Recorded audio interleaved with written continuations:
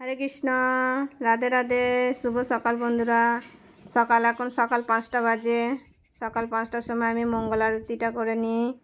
আর মঙ্গল আরতি করার পর গোপালদের আমি শৃঙ্গার করে দিই, কারণ আমার গোপালদের দর্শন করেই আমার শুভ সকাল শুরু হয়। খুব সুন্দরভাবে গোপালদের আমি শৃঙ্গার করেছি।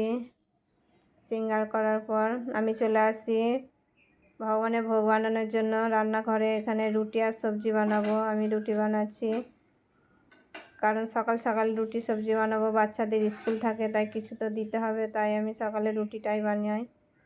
এখন রুটি সবজি এগুলো আমি এখন ভগবানকে তুলসীপত্র দিয়ে ভোগ লাগিয়েছি। এটা সকালের ভোগ।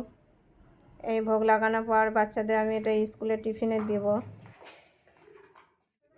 আসার পর আমি প্রতিদিন সকালে রাধা মাধব মন্দিরে আসি ভগবানকে দর্শন করার জন্য। আর বাইরে এসে দেখি কিছু ভক্ত আম গাছতলায় প্রসাদ পাচ্ছে, খিচুড়ি প্রসাদ সকালে দিয়ে থাকে।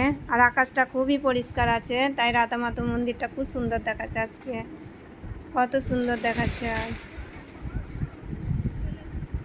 আর আম গাছতলায় এখানে লাইন দিয়ে খিচুড়ি নিতে হয়, কারণ বাইরে যারা আসে লাইন দিয়ে প্রসাদ পায়। প্রসাদ পাওয়ার পর আম গাছতলায় বসে। এখানে খুব ঠান্ডা, গরমও রয়েছে, তাই জন্য। আর আসার পথে আমি কিছু সবজি নিয়ে আসি। সবজিগুলোকে আমি ভালো করে ধুয়ে পরিষ্কার করে নিই, এবং আলু উচ্ছে ভাজার জন্য আমি এটা কেটে রাখি।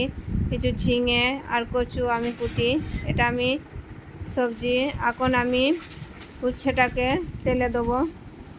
আলু উচ্ছে ভেজে নেবো, আর ঝিঙে আলুটা আমি ঝাল ঝাল করে ভাজবো, ভাল লাগবে।